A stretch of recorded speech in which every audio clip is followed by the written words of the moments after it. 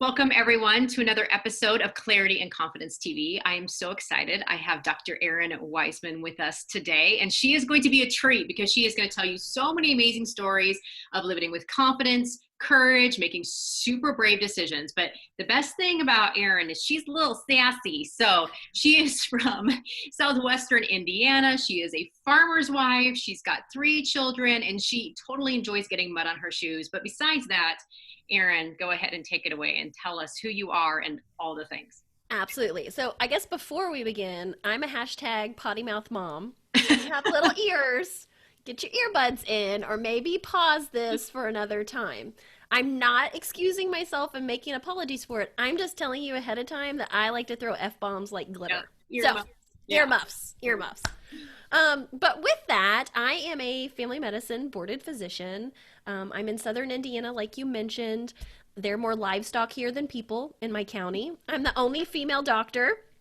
So, I get mistaken for the nurse or the nurse practitioner or PA quite a bit, but, we get through it. Mm-hmm. But it's been challenging. It's been absolutely challenging being a high-performing alpha female professionally, being in a space that I don't always have that. And so I'm really excited to come here and talk to you about it because confidence wasn't anything that was ever taught in my medical school curriculum.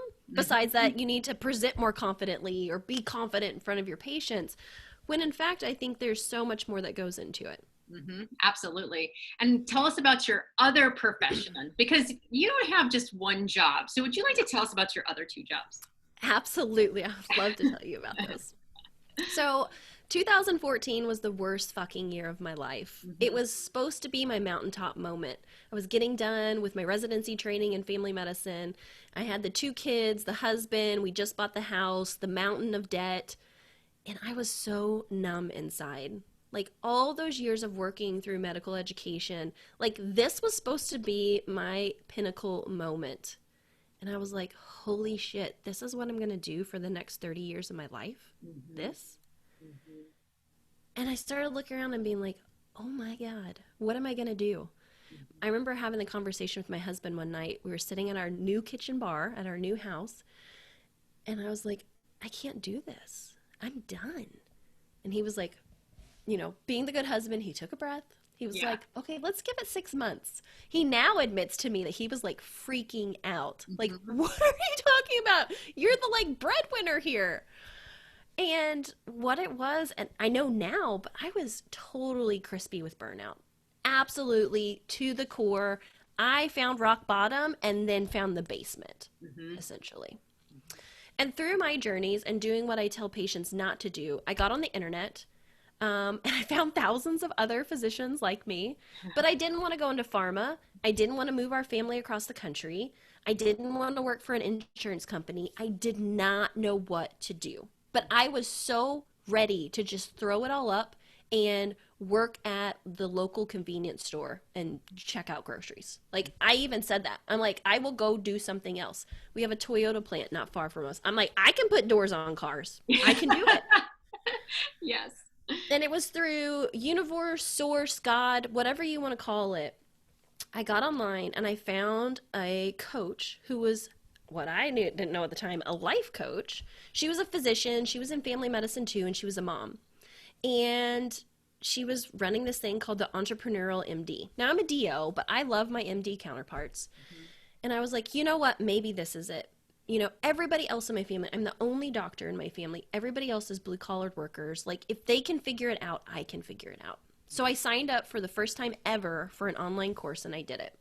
And I was literally 3 modules in, and I was like, I must talk to this woman. So I got on what I know now as a discovery call, and I felt heard. I felt seen and understood in ways that no one else around me.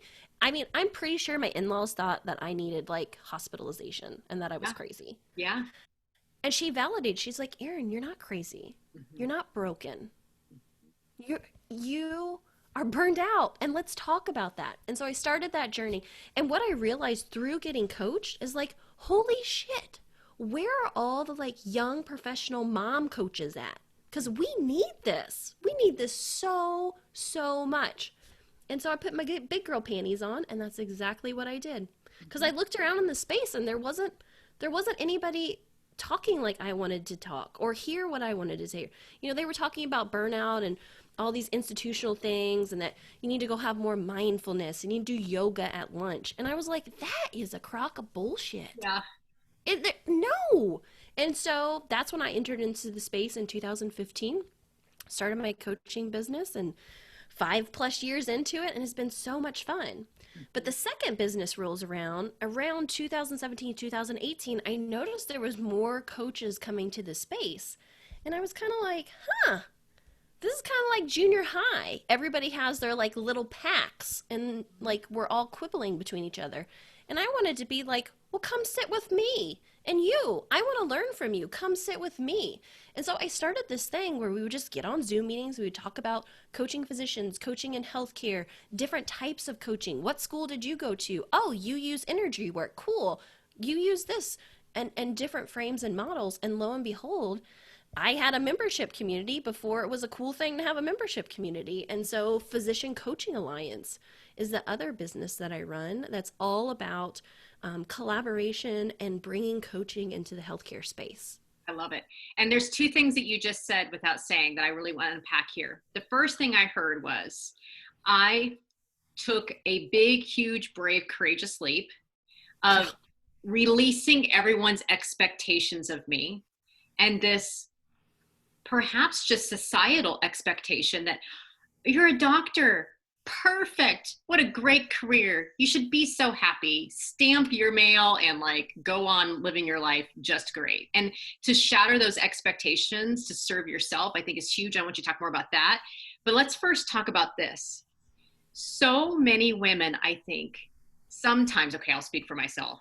I struggle sometimes with a scarcity mindset that I've really had to work on every single day. Oh gosh, there's already so many limited seats at the table. So if there's someone else doing something that I want, that means there's not enough room for me. But I think what you just told us here is tell me more about, and tell all of us more, how women can do what you did, where you really emphasize collaboration over competition, and how you've seen that actually help elevate women and why that's so important. Well, you know, I had been scraping around for about 3 years in the coaching space and being like, oh, what's that coach doing? Oh, what's that guy doing? Like, oh, I'm not as far as him. And like, I don't want to write a book. And what I realized, I was really sinking lower and lower and lower into compare and despair. Mm-hmm. And just like you said on the podcast we just did for my podcast, like I was trying, even though I had broke out of the mold of a traditional physician in a family medicine office, I was then trying to put myself back into a mold of like, oh, this is what it means to be an online coach in the coaching space. And it was one day, actually, I was talking with one of my friends and I was like, wouldn't it just be great to just like sit around and talk and have like a coaching grand rounds, which is like, you know, an hour conference where physicians share information and like newest practices and like evidence-based care. I'm like, wouldn't it be great to have that in the coaching space where we could do it? And my friend at the time, she was like, that would be amazing. And being a quick start, I was like, I'm gonna do it. So I like got this email together, sent it out to like 17 different coaches, and I'm like, we're meeting. And when we first started it, we called it Coaching Circle, off of my grandmother's quilting circle. And I always loved going to grandma's quilting circle because there would be like 12 women on this big quilt, and then there would be Betsy in the corner. Betsy always brought the best cookies, but Betsy didn't quilt. She was just there for the community. Yeah. And so that's what I loved about Coaching Circle. Is like, I don't care if you like contribute. I don't care if you present or if you have new ideas. Like, just come and be in the room. Be in the room, be with us. You have something to contribute. And as I kept saying that more and more to people, like, there is plenty of room at the table. If every doctor today stood up and said, I am burned out and I need a coach, there's no way in hell that I could take care of them. There's no way. And so, of course I need other people. I'm a great family medicine doctor. I love a good referral. So I want to know all the coaches in the space so that if someone has an over drinking problem, boom, I got a person for you. If someone wants to focus in on leadership, boom, I got a person for you. Maybe you're going through a divorce, boom, I got a divorce coach for you. And really, that's what Physician Coaching Alliance organically rolled into. And then I realized, I was like, oh my God, people love this enough that they will give me money every month to keep this running. And then, oh my God, they think enough of me that I run a mastermind and teach them the things. It's literally the University of Hard Knocks. Like, I tell them all the things not to do. That's all the class is about. But I've made enough of them that that's knowledge and experience that I pass on. And so I think it is a really important point that if you can get past compare and despair and realize that you can come into the space with other people and collaborate, and that doesn't make you lesser than. Mm-hmm. That doesn't mean you have to shrink or anything like that. Now, believe me, we've had some people who've come into the space and tried to dominate it. And so that's when you must have community rules in place to like throw those people back in bounds. But that's not what this organization was built on. And I think moving forward, we're really clear about that. And I'm really hoping that organizations, hospital organizations, will start to recognize, like, why would we not want our medical staff not coached by business people or non-medical people, though they're great coaches, don't get me wrong, but there's something about that peer coaching that takes it to a higher level. Because not only can I relate to you and ask you insightful questions, I get you because I have walked that walk and you have walked mine as well. I love it. And I think one of the things you're articulating is something I often say to women is, hey, listen, men are already in the rooms where decisions are made. Men already have a club, a community. They already have a men's circle because they are the circle and have always been the circle. There isn't this competition thing. And so I love what you're saying. And I would encourage, women listening to really take heart to your tips, because how are they creating a circle? Because it's all about collaboration, abundance, sharing ideas. Men are already doing it. And this is a great way for women to really focus on that collaboration over competition. So the cool thing that I've seen so far is that now that I'm kind of a front runner, I get all these opportunities to speak or to quote unquote donate coaching and I can't do all of them, nor do I really want to do. So what I do is I just copy, paste in our Slack group, and there are people who are so elated and it has led them on such amazing journeys just because I posted like, hey, you want to go talk to these medical students? Like, I don't have the time. Mm-hmm. Absolutely. And it's a great place to elevate other women, Kamala Harris's mom said, she's like, you're going to be the first to do a lot of things. Make sure you're not the last. And I think that community aspect is so important. So talk to me about, like, when you're talking to anyone, doctors, all these women in your groups, what's your definition of true confidence? I love that. I had to write my answer down because I think it's so important. I think true confidence is a muscle that you build, and that it is totally different than competence. Mm-hmm. I think so many times we like put an equal sign in there, but courage is not competence. Like, you can be competent and not courageous. And I see that in so many brilliant women that I work with. I don't work with just physicians. I work with a lot of high achieving, so lawyers, engineers, women in STEM, academia, PhDs.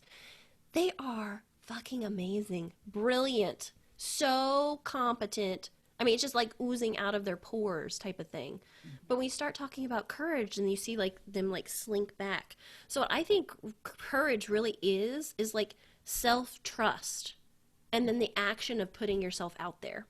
Absolutely. What do you think, and what have you noticed, or what coaching do you give them to help them move out of their confidence zone, or, maybe stop relying on their confidence zone as their confidence and really stepping into their courage? I think it's like reminding them of their competence. Because so many times we're like, oh, we got lucky, or, oh, everybody can do that. I'm like, no, not everybody can put a jaw back together on the OR table. Yeah. Like, I have no interest in doing that. Or like, no, not everybody can birth 3 babies in a row and then walk into a clinic. Like, and so reminding them, because that's part of imposter syndrome, is like, oh, it was luck, or everybody can do this, or, oh, it's no big deal. So I think it's reminding of that competence, and then also saying, like, root in on that. Root in on your competence and let your courage start to grow. Because like I said, I think courage really is a muscle that it can atrophy and it can get smaller, and you really do have to go to the gym. You've got to do those actions to build it back up again. Or you got to borrow some confidence Hmm. and courage from someone and let them help you. And I think that's part of the journey of coaching, is like nudging them along and saying like, let's just do this one small thing. I want you to go set up a meeting with your boss, and I want you just to ask questions. Just ask questions and see what comes out of it. And then they come back and they're like, oh, I learned a lot, and that really wasn't that bad, and like I didn't get in trouble. And I was like, no, no, Yeah. you're not going to. So Yeah. let's do another one thing. Yes, exactly. It's like you wouldn't walk into a gym. Like I tell my clients, if you've never been in a gym before, pick up a 50-pound dumbbell and just start repping out some curls, right? Unless you're a big dude, but like we're talking about, not big dudes. You go in with like a 5-pound dumbbell, right? Just like your little meeting invite. You start there and you build the reps. So I love, love, love the muscle analogy. I think that's perfect. And I also loved what you said, kind of, and what I'll summarize is sometimes we overestimate other people's intelligence and we underestimate our own. Like we Yes. forget. Like, oh, it's so easy to birth 3 babies. To go to Yes. the clinic. No, it's really not. It's really not. So I want to come back to something that you said earlier, and I want to talk about one of the most courageous decisions you ever made Mm-hmm. to leave, being a full-time physician and move into life coaching. And I want to talk about just all the messages that you must have had to drop to do that. Talk to me about that courageous decision and just how you did that and unraveled from all those expectations. Yeah, and I want to preference this too, that it wasn't like a one-time decision and then it was done. Like this Yeah. has been literally years of this tangled ball of yarn that like when I finally decided like, okay, I'm going to start, that I'm just now like finally getting to where I might be able to roll it back up again. So I just want to tell listeners that like it Yeah. wasn't like bam, I did it and never thought again about it. But that's what our ego wants, right? Doesn't it just Yes. want like, oh, I got my dose of certainty today. This is my future career path. And today I'm going to make the decision. And it's like, boop, like done. It just doesn't work that way. No, it doesn't. It's like daily deciding. Like I remember one time when I first got married, like someone told me like marriage is daily deciding to stay together. Yeah. A career change is daily deciding to stay in it. And Yes. so I think that was where it really came from. Was I remember having a coaching call back in 2015 with my coach, and she said like, what were you put on this earth to do? And I was like, well, be a doctor and a mom and a wife. And like, no, she's like, no, try again. What were you put on this earth to fulfill and do?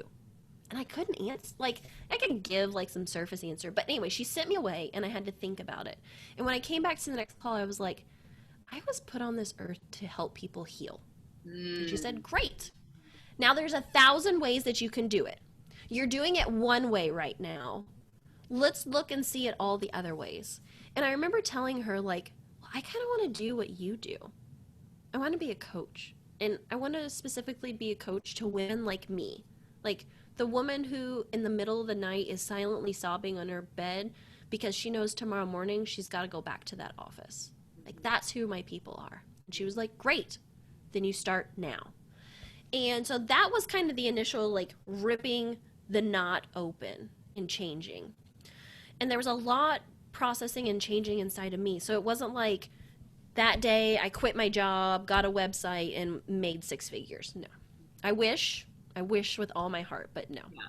So what happened at that point then is I had hard conversations with my employer. It felt really important to me at the time to fulfill my whole contract that I had signed. I said I would be there, I would take care of those patients. So instead, we modified how much I was there. So in doctor speak, I went from 1 FTE down to a 0.6. So 3 days a week from 5 days a week. And on those Monday, Wednesday, Fridays, I was Dr. Weisman. And on those Tuesdays and Thursdays, it felt like I had come up from, when you dive down to the very deepest part of the deep end and you can feel all the pressure. Mm-hmm. Tuesdays and Thursdays felt like I had come back up to the surface and I was on like an inflatable unicorn floaty and like with a martini in my hand. It was amazing. And those were the days where I spent, of course, taking care of myself because I hadn't been taking care of myself for decades. I started taking classes about like what would it be to build a business and get my coaching certification and build a website and like do these things called Facebook Lives and like all the things like that. And as I was getting close to the end of my 3-year contract, I was like, I'm done with this place. Like, I knew in my heart I was done for a while, but like, I finally got the courage to be like, no, like, I actually have a thing that I built that was kind of like a jobby. It was a job and a hobby, but Yeah, yeah. it was real. Mhm. And I had a pretty huge non compete, to be perfectly honest. So I knew I was not going to be able to practice medicine when I left that job. Certain of it. But, and this is a huge tip for everyone who's thinking about transition, the single most important tool that you have is your network. So I started reaching out to people that I knew who already knew me, already liked me, like they know I'm not a crazy woman. And I said, hey, I'm leaving my family medicine job. I'm looking for other opportunities. Tell me what you're doing. And it was actually one of the doctors that I followed as a resident. He was like, well, I used to practice family medicine, but now I'm doing ER. You should come over and think about doing emergency medicine for a little while. And I was like, huh, I did used to moonlight in the ER as a resident, and I was good at it. Why could I like jump over to emergency medicine? And it's because all those labels that it's like, no, you are this type of doctor and you can only operate like this type of way. I mean, I was only 3 years out of training, so that stuff was still pretty fresh in my brain. So I did. I became an emergency medicine doctor for 15 months. Continued to grow my business, continued to learn, continued to make a lot of learning opportunities for myself. Not failures, but like learning opportunities.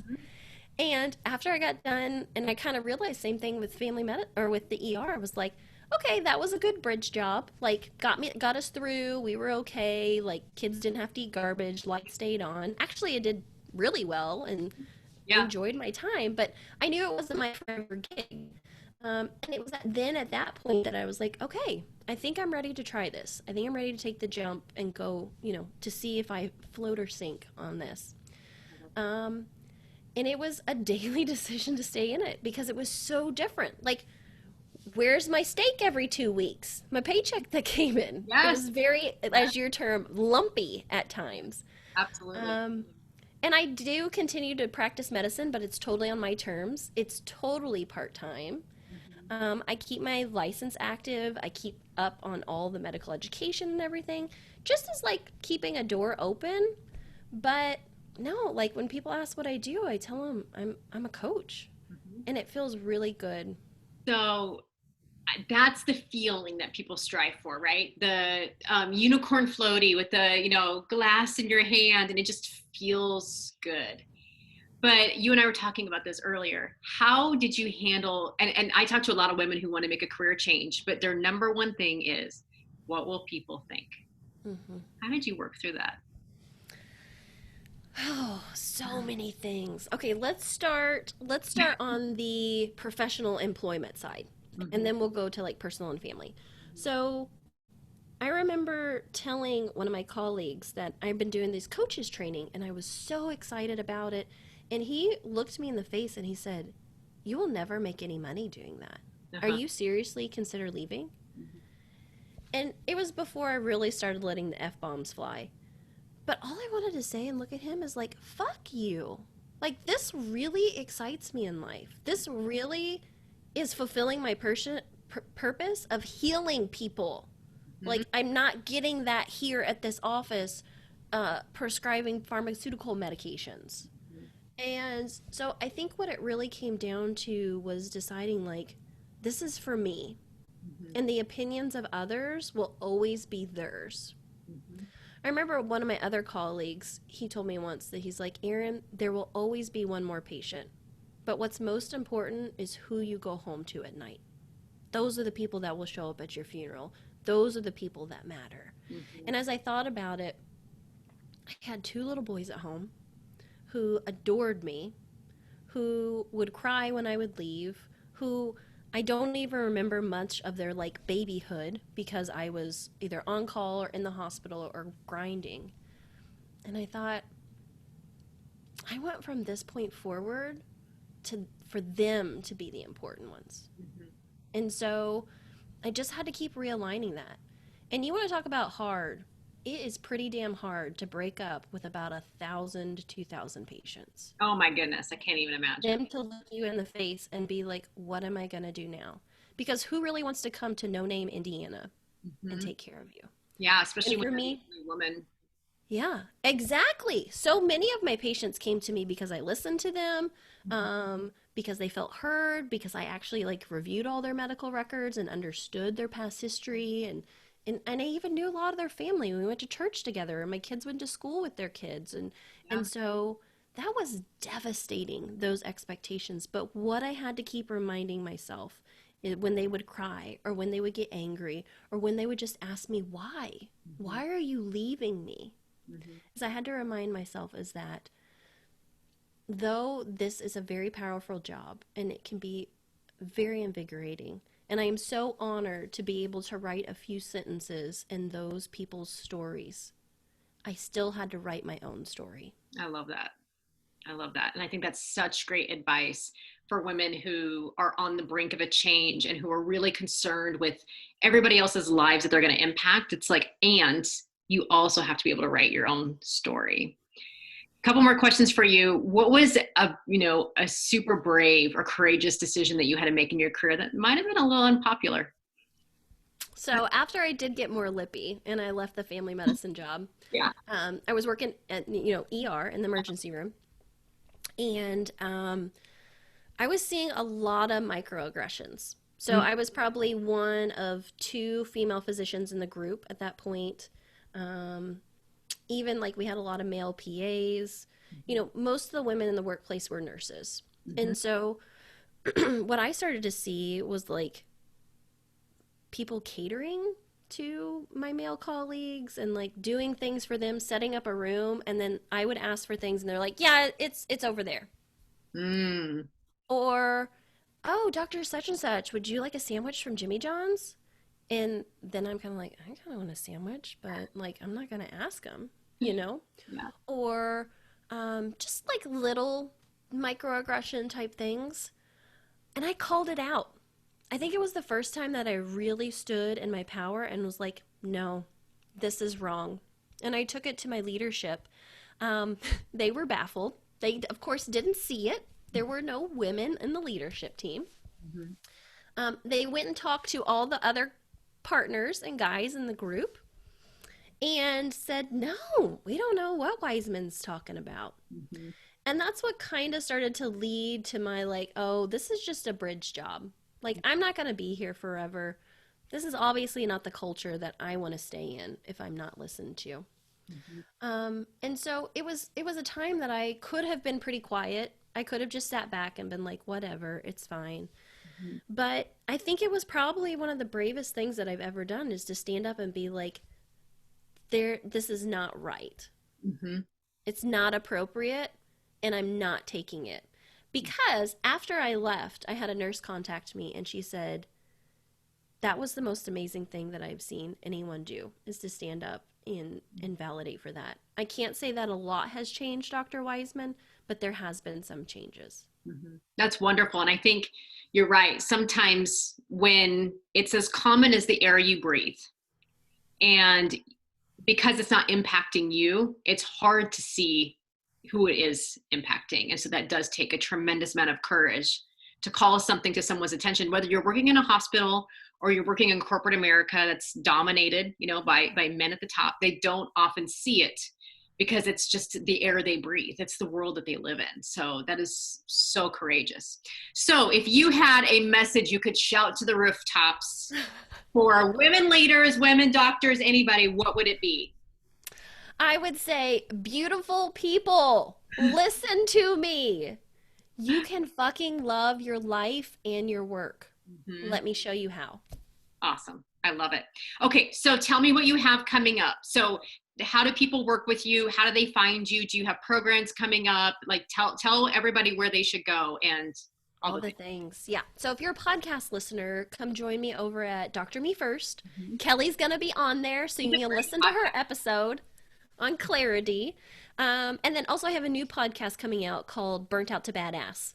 And it's me telling my burnout stories, but it's also, right now, I've got 15 other women who have normalized the conversation of like the dark night of the soul. And then we walk through their journey together. Because I think that's the most important thing. When you're in this place, you feel like it's only you, that you're broken, and that there's something wrong with you. And so I really want to normalize this conversation to be like, no, it's not you, baby. It's okay. Yep. So come check me out there. As far as with working with me as well, I think that the best way to break burnout and to get out of the isolation in the place that you're in is in community. Because I work a lot with physicians, but a lot with high achieving women who can't really talk about things because they're worried about repercussions. I have to make a really safe space. And so my safe space is called Burnt Out to Badass. We meet weekly on Sundays. We have a whole bunch of fun, a lot of curriculum to work through over a quarter together. But I can successfully say if you join the group, you are going to have the best fucking time ever. Absolutely. And what did we say just a few minutes ago? That between the both of us, right, there's going to be no bad jobs, no bullshit, and no burnout. Was that it? Exactly. Yes, we're getting t-shirts. I'm getting t-shirts. I love it. Thank you. So, and what's your social media handles? Tell them that. My name. So Errin Weisman, you can find me. I love LinkedIn. Please come find me on LinkedIn. Okay. Perfect. They will come find you on LinkedIn. Thank you so much for being part of this. I hope you all check out Errin's resources. Her podcast is amazing. She has the best guests that talk about subjects, everything from vaginas to work to anything. So it's fantastic. And definitely, of course, if you want to show up with more courage, get rid of your burnout and really just, take up the space that you deserve. And you obviously can feel Errin's energy. So thank you so much for being part of this. And thank you for joining Clarity and Confidence TV.